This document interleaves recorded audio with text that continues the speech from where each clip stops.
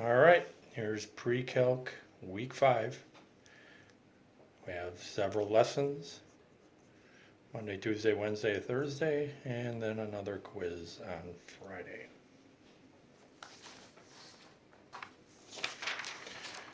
All right, lesson number 1, 20E.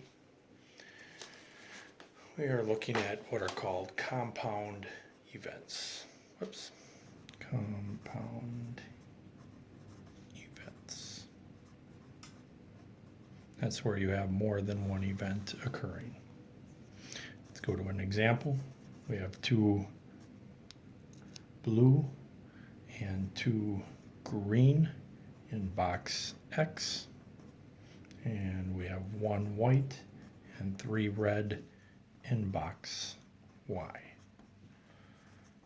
We want to pick one from each box. I want to know what's the probability of picking a blue and a red. All right, so we can make, the book says to make a grid.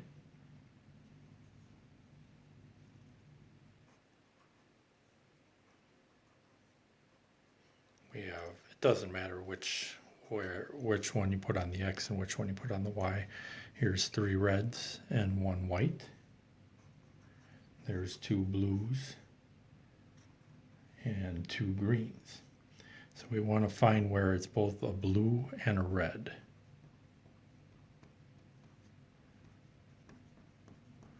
So here is where it's blue and red. 6 out of 16, which is 3/8. So you could do it that way. The other way is to look at it as being a multiplication problem. In box X, the chance of getting a blue is 2/4. In box Y, the chance of getting a red is 3/4. And then we multiply those two. 6 out of 16, which is 3/8.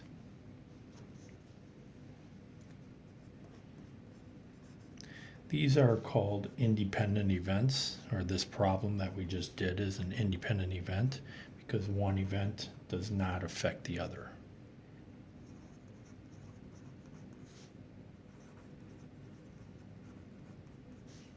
Similar to like flipping a coin 5 times. The first flip will not affect the rest. And the formula, when it's an independent event from the previous problem, is we're just going to multiply the probability of A times the probability of B. So for example, a coin and a die are tossed simultaneously. What's the probability of getting a head and a 3? So basically, these are independent events.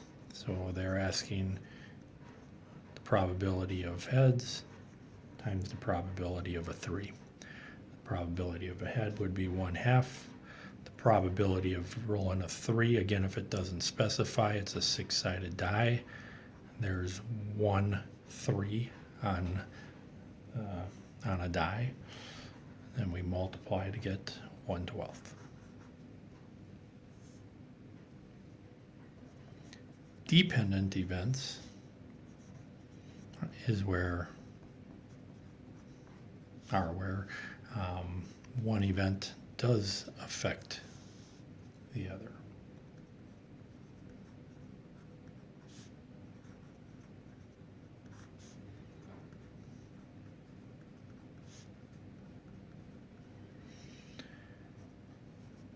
So the probability of A then B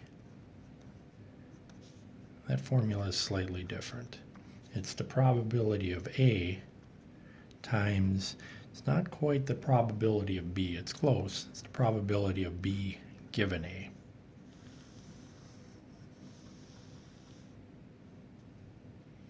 Again, this line means given. B given A.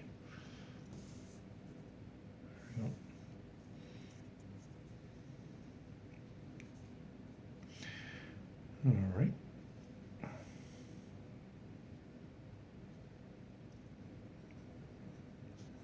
What's the probability? Let me write down the problem first. We have 4 red marbles, 2 yellow marbles. Pick 2 without replacement.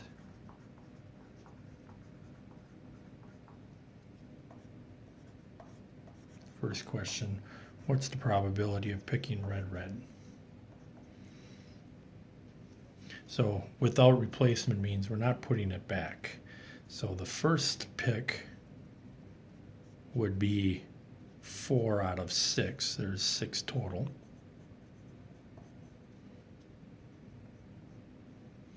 But then the second pick is, there isn't 6 left. If we're not replacing it, there's only going to be 5 left. Sometimes what I like to say is act out the problem. Here's our 4 red and 2 yellow. If I pick a red first, the probability of picking another red would be 3 out of 5.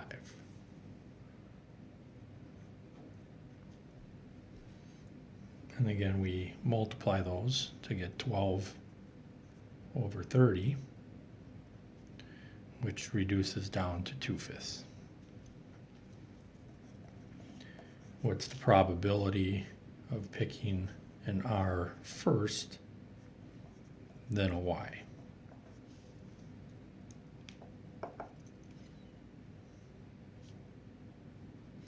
All right.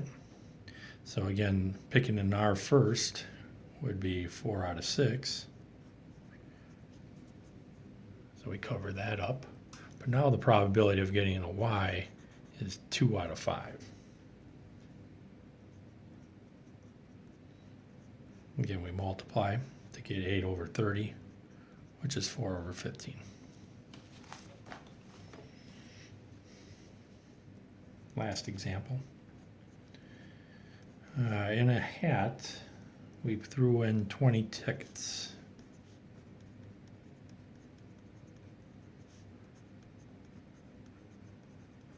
Numbered 1, 2, 3, all the way to 20.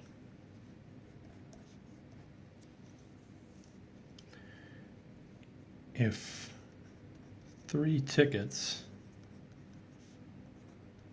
are drawn from a hat without replacement,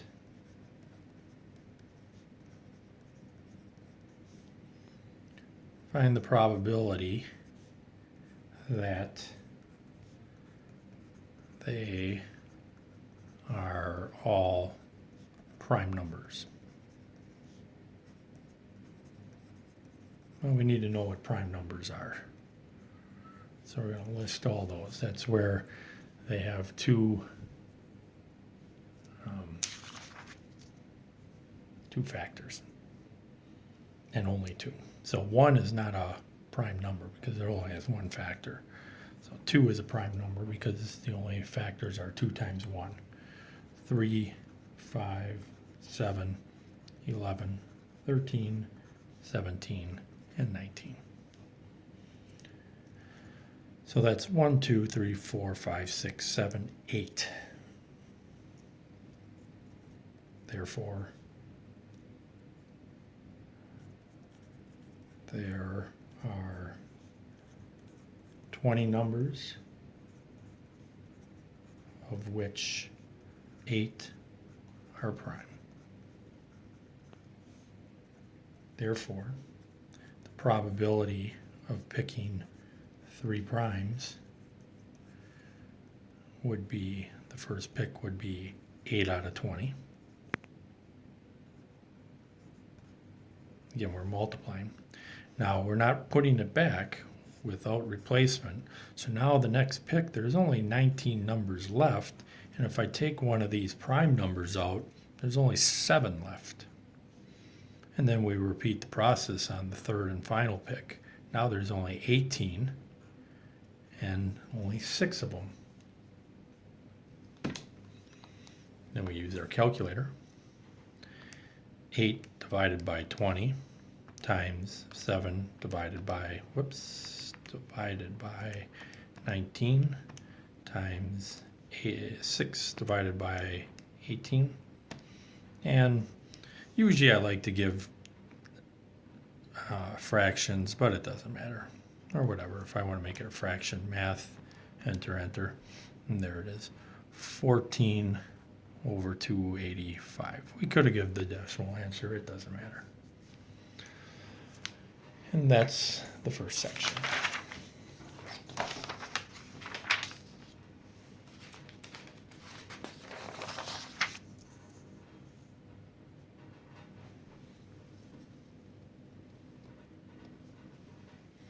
All right. 22F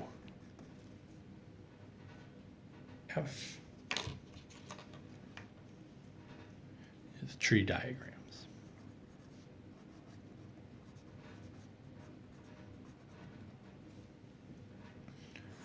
Okay, go to an example right away. Maybe they're shooting darts. Jack hits the mark 3 out of 4 times. Jill hits the mark 4 out of 5 times.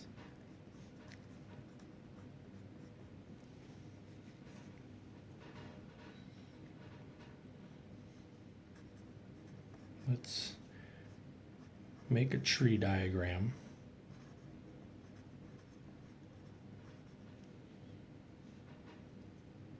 Each throws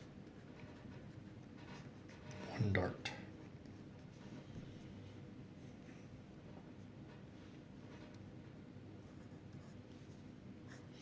All right, so it doesn't matter who you pick first, whatever, I'll just say Jack. Probability that he hits the mark, actually I'll put Jack up here. You don't have to label Jack, but chances of him hitting. So one of 2 things is going to happen. He's either going to hit or he's going to miss. So he has a 3/4 chance of hitting. He has a 1/4 chance of missing. Then Jill takes a shot. So again, one of 2 things are going to happen for her. She's either going to hit, which would be a 4 out of 5. Sorry, it's a little sloppy. Or a miss, which is 1 out of 5. Again, same thing down here. These are independent events, so her chance of hitting and missing is not affected whether he hit or miss. Then we write down the outcomes. They both could hit. Could be a Jack hit, she misses, or other way around, he missed and she hit, or they both missed. And then we can find the probability of each of them by multiplying. 3/4 times 4/5 is 12 over 20. 3 over 20, 4 over 20, and 1 over 20. I kept them like this just to check them. It's real easy to add these up to see, oh yeah, they add up to 20 over 20. Now, usually you don't have to reduce them down on the tree, but if they ask specific questions like I am over here, then we want to reduce these answers down. So the probability of 2 heads would be 12 over 20, but now I'll reduce that down to 3/5. I could reduce it down here also, but I don't have to. The probability of 1 hit, the probability of 0 hits. 0 hits would be down here, which is 1 over 20. 1 hit would be these 2 answers. This is one hit and this is one hit. So we have to add those two together. And again, if we don't reduce it, it's fairly easy to add them up. 3 plus 4 is 7 over 20. Whereas if we're trying to add 3 over 20 with 1/5, that's a little harder to do. I guess this was question B, C, and D. Okay. Next example, we have 2 boxes with 6 flowers each. In box A, there are 2 pink and 4 white. In box B, there are 5 pink and 1 white. Box is selected by coin flip. So whatever, heads is one, tails is the other. And plant chosen by random. I don't have to say random because that's already assumed, but whatever. What's the probability of picking a pink? So it's probably good to make a tree diagram. Whenever you have more than one event, it usually is good to make a tree diagram. It's not always have to be done. Now this one's a little tricky. First of all, we got to figure out which box we're looking at. So we got to look at the coin flip. So to get box A, we have a 1/2 chance of getting box A, and we have a 1/2 chance of getting box B. So it doesn't matter which one you call heads or tails, it's still 1/2 in there. Now, if we get to box A, the probability of getting pink is 2 out of 6. Probability of getting a white is 4 out of 6. That's with box A. In box B, it's 5 out of 6 for pink and 1 out of 6 for white. Now we could list all the outcomes and it doesn't matter, but really all we're looking for is, the flip of the coin isn't as important, but we want to know the pink one. So this one's important and this one. We could find the other ones, but we don't need to. These are the 2 that are important. So that would be 2 out of 12, which is 1/6. And this would be 5 out of 12. And then we add those up. So again, it's probably best to keep that as 2 over 12. So 2 over 12 plus 5 out of 12 is 7 out of 12.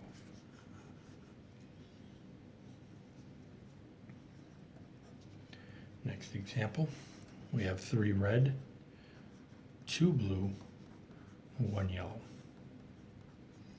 Pick 2 marbles without replacement.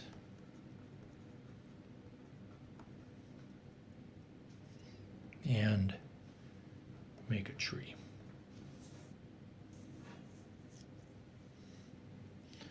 All right, so we make the tree. There are 3 possibilities this time. Red, blue, yellow. Chance of getting a red would be 3. There's a total of 6. Blue would be 2 out of 6. And again, I wouldn't reduce those down because you're actually probably making it harder if you do that. Yellow is 1 out of 6. Now we're not replacing, so on the second pick, again, we have 3 choices. The bigger you make the tree, the less sloppy it is. So I probably wish I would have made this a little bigger. Red, blue, yellow, red, blue, yellow, red, blue, yellow. Now we're not replacing it, so now the probability changes. This is a dependent event where the first does affect the second. Again, it might be good to act out the problem. 3 red, 2 blue, and 1 yellow. If we pick a red, the chance of getting a red next would be 2 out of 5. Blue would be 2 out of 5. And yellow would be 1 out of 5. If we pick a blue, that's a little harder to cover up. Red would be 3 out of 5. Blue would be 1 out of 5. And yellow would be 1 out of 5. And then the last scenario is if we get a yellow. Now the chance of getting a red is 3 out of 5. Blue is 2 out of 5. And yellow would be 0 out of 5. Again, if you notice, I didn't reduce these down. I could, but I think it's easier if you don't. So here we have 9 outcomes. Red, blue, yellow. Blue, red, blue, blue, blue, yellow. And yellow, red, yellow, blue, and yellow, yellow. To find the outcomes, we multiply. 6 out of 30. And again, I'm not going to reduce these down until I need to, if I even need to at all. Now there's a lot of numbers up here, so the chance of making a silly mistake is enhanced. So after I multiply these, I just want a quick check to make sure they add up to 30 over 30, because I could have made a mistake here. 6, 12, 15, 21, 23, 25, 30. All right, now I feel better that I didn't make a mistake. All right, and then they'll ask some questions. What's the probability of 2 red? That would be right here. 6 over 30, which is 1/5. What's the probability of 2 different colors? So we're assuming these to be colors. Now there's a couple ways you could do it. We could subtract all the ones that have the same color. That's probably the easiest way. Or you could add the 6 that are different. So I'm going to just find the ones that are the same color and subtract that from 1. All of these have to add up to 1. So this is 0. 6 over 30 plus 2 over 30 is 8 over 30.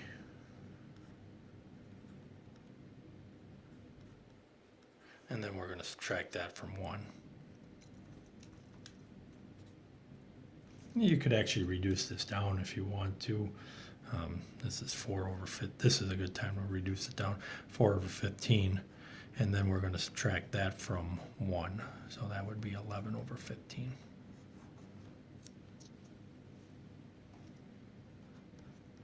What's the probability of 1R? Now it said 1R. Some people get confused and think it's at least 1R.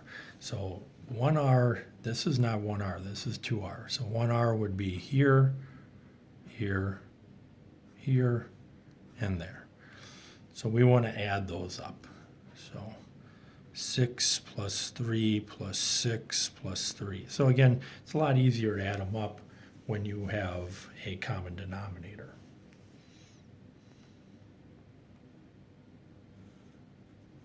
So that would be, 18 over 30, which reduces down to 3/5. And you can use a calculator to change. You could change it to a decimal. You can, make it a percent, all those things.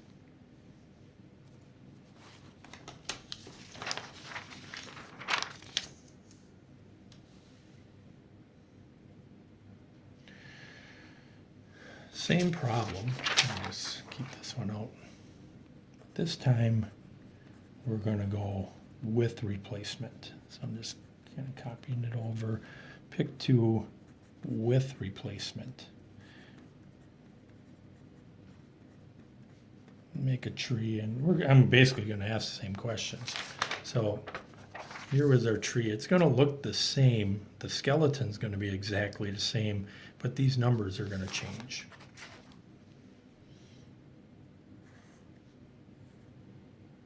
Make this a little bigger this time. So again, blue, or red, blue, yellow, 3, 6, 2, 6, 1, 6. Now when we make the second pick,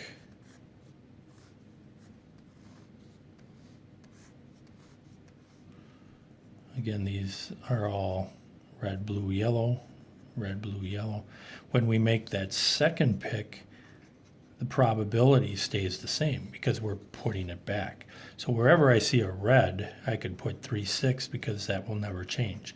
This would be an example of independent event because one does not affect the other. Because if you're going to put it back, it doesn't matter what you got the first time, the probability the second time will not change. So again, we have our 9 outcomes, but our numbers are a little different this time. Blue, yellow, yellow, red, yellow, blue, yellow, yellow. We multiply again. Now all these will be over 36. And again, once I do all these, I want to double check to make sure they add up to 1. Because again, you can make a silly mistake fairly easy here. A lot of numbers you're multiplying. Sometimes people don't understand how you can get 2 yellow if there's only 1 yellow, but you are putting it back, so you could pick it again. 15, 18, 24, 28, 30, 36, over 36, so that adds up to 1. All right, and then let's ask those same questions again. Probability of 2 red, that's right here, 9 out of 36. Now I'm going to reduce it down to 1/4. And again, I could use a calculator if I need to. Probability of 2 different colors. Again, probably the quickest way is to find the ones that are the same and then subtract it from 1. We could add the other 6 up also. So I'm going to add 9, 4, and 1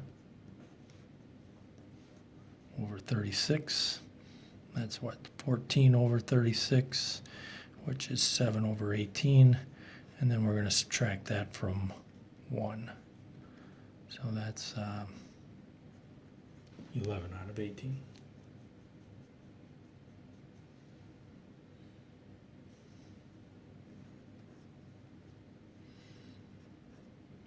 And then probability of 1R. Again, that's just 1R, so we're going to add this, this, this, and that. Yep. So we add those up. 6, 3, 6, and 3 over 36. 9, 18 over 36, which is 1/2. And that's the next section. And that's that section.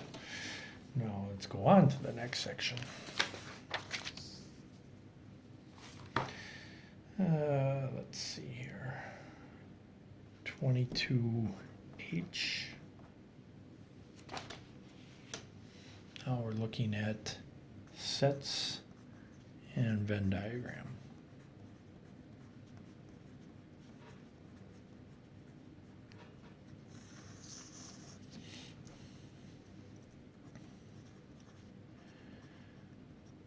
The universal set, there's that U, is usually represented by a rectangle.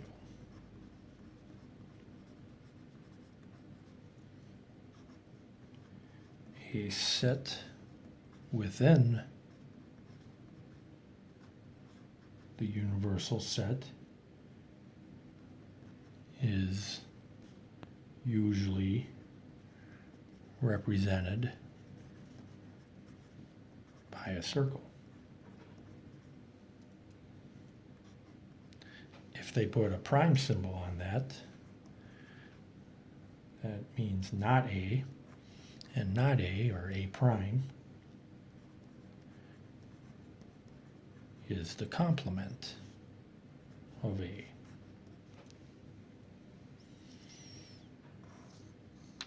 So for example,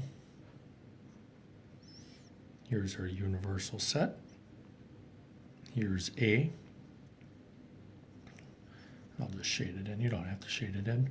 And everything outside of A, but still inside the universal set, would be not A.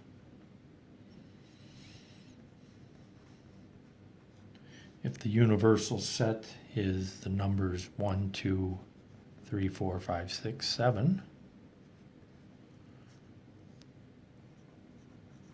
and A are the numbers 2, 4, and 6, then what is A prime? Well, A prime would be all the other numbers. 1, 3, 5, and 7.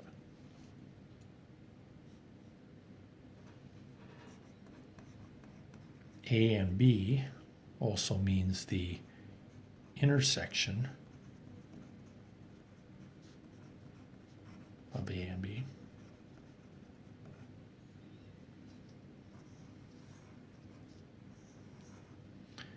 If we want to figure out where to shade, they both have to occur.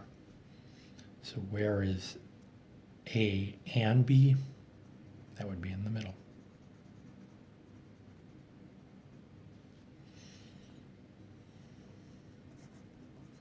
A or B, which also means the union of A and B.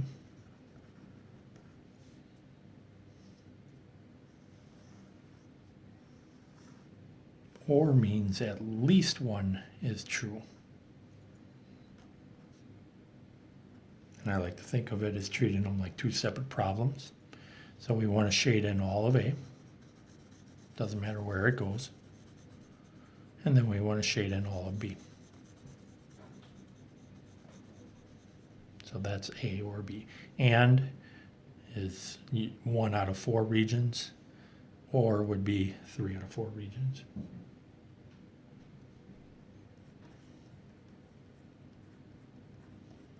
Disjointed set have nothing in common.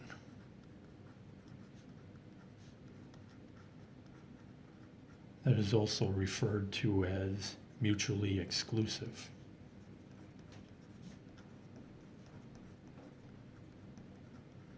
If we drew a Venn diagram for that,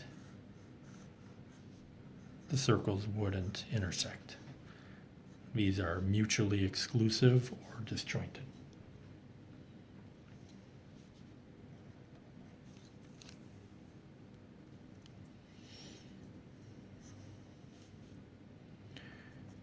A is all factors